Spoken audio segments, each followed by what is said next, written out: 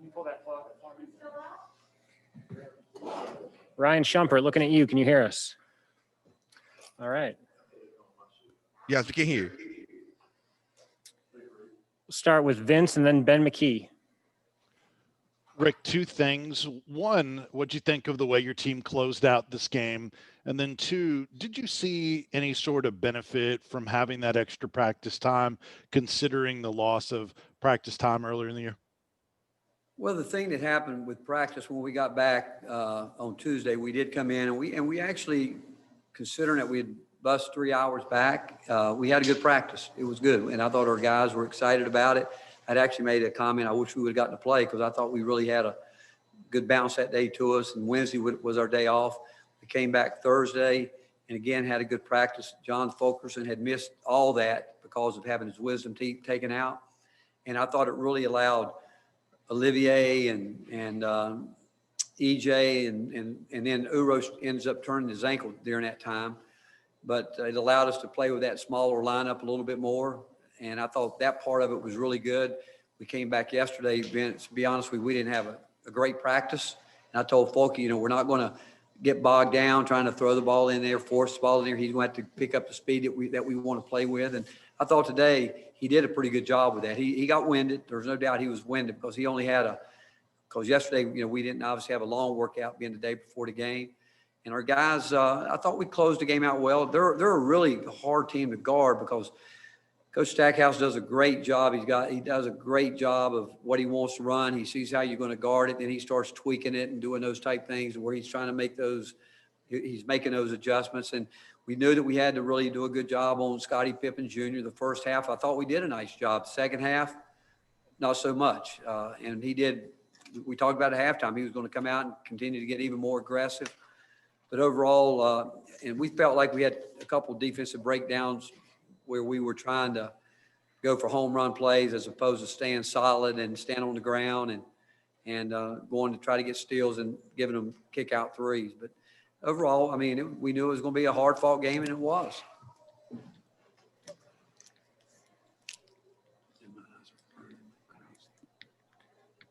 I think Ben may be frozen. Let's go to Wes, then Rob Lewis.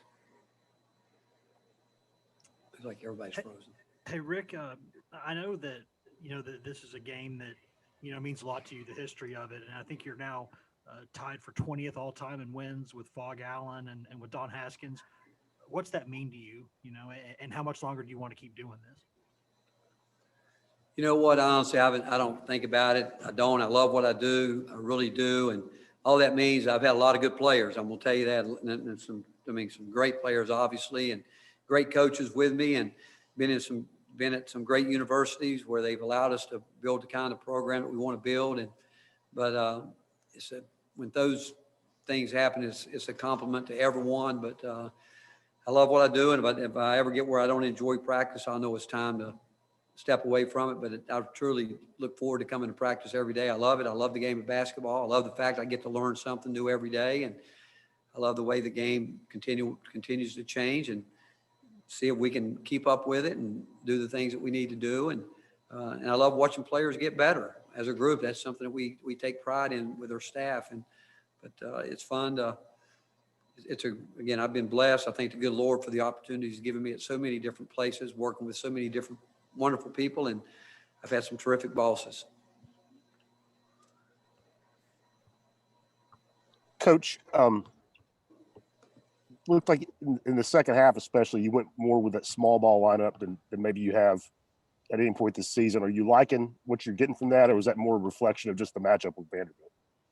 No, we like it, and if sometimes you do it, and sometimes teams will match you that way. And it goes back, we've got to get more production out of EJ and Olivier. We put them both in, and we had some momentum. And to be quite frank, that's, Olivier gave up 3 offensive rebounds, and EJ had some chance to score some baskets and miss free throws. And those guys, we love them, and we think they got a great future ahead of them, but we need them to be productive right now. And we just need them to do a couple of different things right there. But if that's not working, we do have the versatility to play small. And we knew we were going to do that at some point in time anyway.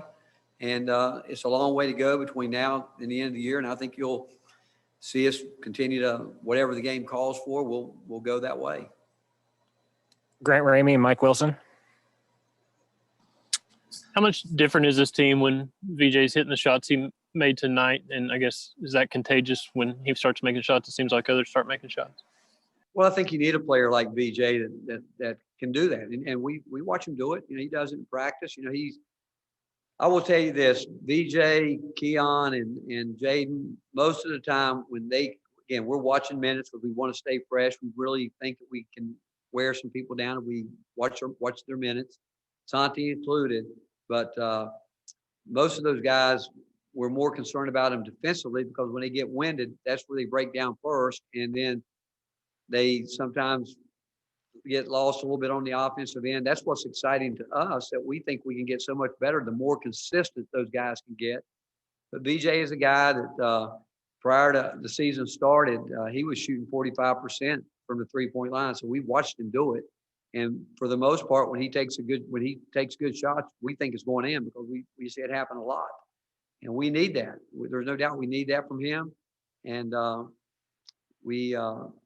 but overall, I would tell you, I think we all can. It's just consistency on the offensive end is where we got to get better. Rick, what was kind of your plan and hope in defending Scottie Pippen Jr. tonight? And then why was Olivier the choice for the first forward off the bench tonight?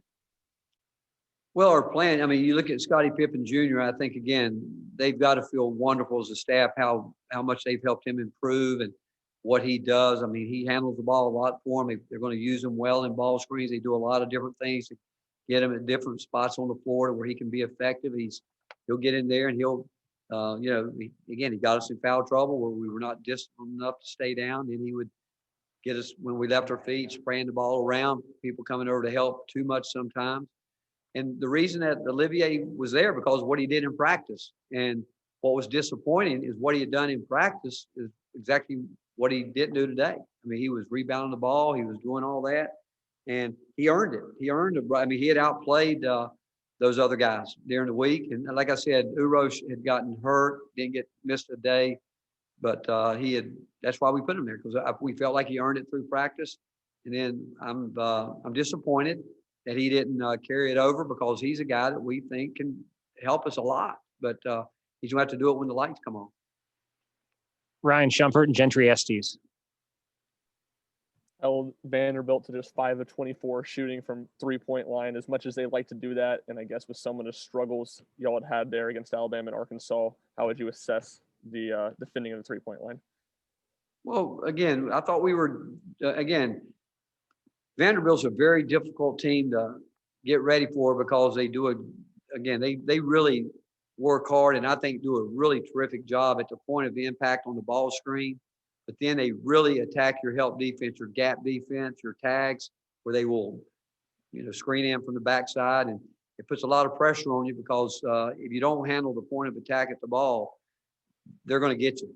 And because there are so many options for them to get down the court and what they do, screening the backside of your defense. But we've worked hard on it. Well, the one thing we did do coming back after we didn't get to play, we spent 2 days really working hard on ball screen defense. We felt like we needed that. We wish Falky would have been out there to be a part of that, but we had worked hard for 2 days trying to get better with it. That would help us guard the three-point line by how we guarded the ball. Yeah, Rick, you've been awfully complimentary of the job Coach Stackhouse is doing at Vanderbilt. Now, other coaches in the league have too. I'm curious why you think the results haven't quite matched up with that yet for him at Vanderbilt. Well, I think if you look at it, they've had to deal with COVID issues probably as much as anybody. I don't even know if they were able to get back in the summer. I don't know what it was. I think I don't know that. But I can only tell you this, that Jerry is a terrific coach. He is a terrific player. And honestly, I brag about a play that he did one time when he was at Carolina, one of the greatest plays I've seen in college basketball. And now you watch his career, what he's done as a player, then as a coach. He can coach. And you can tell that he's building that organization the way he wants it. There's no doubt about that. I think he gets as much out of his players as anybody that I've ever coached against. And I think they're only going to get better. And this is a really tough league. I mean, I go back and when I'm watching tape, it's such a fine line. And, but he's, again, I don't know if we all know whatever goes on in everybody's program with the coach. I think that we were supposed to play on Tuesday night. I don't think they were able to get back on the floor until I think Thursday. And with a one-day prep, I think it's difficult. I do, but everybody's going to have to deal with issues like that. I mean, we had to do it a different way. We're trying to keep ourselves in rhythm, and sometimes you maybe do a little bit too much that way. But there's no doubt that he could coach basketball at any level, anywhere, anytime, any place. Gustavo and then Ben Mckee. Coach, how do you see the effectiveness of Kedren Johnson offensively? He played 21 minutes. They got 16 points, the higher score of Tennessee. How do you see him being so effective offensively tonight? Well, I mean, I think he was really good, but sometimes I'm probably unrealistic in my expectations of all these guys because I've been around them. I know how hard they work. The young guys are young guys, but he, like we put him in the middle when they were pressing. We put him in the middle. We want to see him because we think he can go and he's a playmaker, but he's got to learn to make the right decisions. And that's part of it, just defensively. Like I took him out twice tonight because he went for steals and gave him baskets where he's trying to make a spectacular play to get out and go dunk the ball. He doesn't need – that'll just happen. And that goes back – that's just discipline. And that's part of our job as a staff to continue to teach him that part of the game. And he works hard. And Jaden, the same thing. I can say the same thing about Jaden. I mean, defensively, his discipline. I mean, he does – both of them do a terrific job. And then they get tired a little bit. They start going back to leaving their feet, fouling, those kind of deals that we can't have. But they're young, and we played 11 games now. And normally by now we would have played probably another 7-8 games, which would make a huge difference. But that's not where it is. But we're happy with those guys. But from my point of view and our coaching staff point of view, we got high expectations, and we want more out of it. I apologize for losing connection earlier. Coach, I was also going to ask you about Keon. Just what do you think of his defense on Pippen there late in the first half? And do you feel like Keon is starting to play without thinking more? Well, whoever said he was thinking, I'm just kidding. You know what? With Keon, he is, again, he can guard. Jaden, but it's hard for me to talk about one without the other because both of those guys, they really have a great knack to guard the ball. They do. I think that they have to continue to think. Again, I don't think anybody can play this game if they don't think. And so I would say to you, we want him to think more. Just like he did a great job at the start of the game. He has some great possessions, and then the start of the second half, not so much. And that's where he's got to continue to understand momentum. And the things that we talked about at halftime is exactly what they came out and did. And he was in a situation where whether he was slow getting started out of the gates, we had a mix up real early. Then he goes for a steal and fouls and gives them baskets there. So I don't think you can play this game if you don't think. I don't want guys to be out there where they're and when I'm talking about thinking, I'm talking about just executing what we're supposed to execute. I don't want them thinking of things that aren't that important. And where I would say where he's not thinking is when he's trying to go for steals. And again, we want him to pick his spots there. But he's up to this point, he's picked the wrong times to do it. And he's given up baskets there.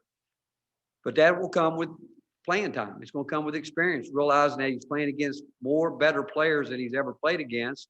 And they can burn you if you make little mistakes. They can make you. Santi made one of those tonight where he totally left his man wide open, a good shooter. He thought the guy was going to spin back. It didn't matter if he spun back. We had it guarded. Those are the kind of plays as a team we've got to get better defensively. And but Keon and Jaden, both of them, they can guard the ball. We just got to get more consistency out of them. Last question for Coach goes to Madison Blevins. Hey, Coach, you talk a lot about how important it was guarding the ball screens in tonight's game. a few times tonight, the guards switched on the screens, forcing many turnovers. You had 16 turnovers tonight, 20 points off those turnovers. So what was the preparation like this week guarding Vanderbilt and preparing for a team that plays so many sets with so many on and off the ball screens? Well, one, got to give a lot of credit to the coach and staff for the prep, and I think the respect that we have for them guarding the ball. I think they do a terrific job. And I go back, I think that Coach Stackhouse teaches the ball screen. I think there's a lot of teams in college that run ball screen, but they don't utilize it the way that you really can at some point. They're looking to hit you with it hard, and which was good for us to get prepared for, because we're getting ready to play teams that are even, screen it more with more different guys. They normally use Scottie Pippen in the ball screen, and he's really good at knowing what to do. If you get out too far, he'll split it. He gives you a lot of different looks. And like I said, Coach Stackhouse moves him around a lot, runs him off a lot of triples, double screens to get him where he wants to get him. But not only is it important at the point of impact, it's those guys getting in those early tags, those high tags, low tags, and then being able to know we got to get out to guard three-point shooters, knowing that you're going to get hit sometimes. How we're going to, the talking part of it is important, and communication. And we worked hard a couple of days on that, really working hard on just guarding, a lot of motion in the ball screens. We actually had done it getting ready for the game on Tuesday. And so from a standpoint of practicing something that we probably needed a lot of work on, we had a week to do it. Thank you, Coach. And I just want to tell you, how extraordinary you look in that orange tie. You guys like this orange? I feel like a baseball player, like I'm supposed to be giving out signals.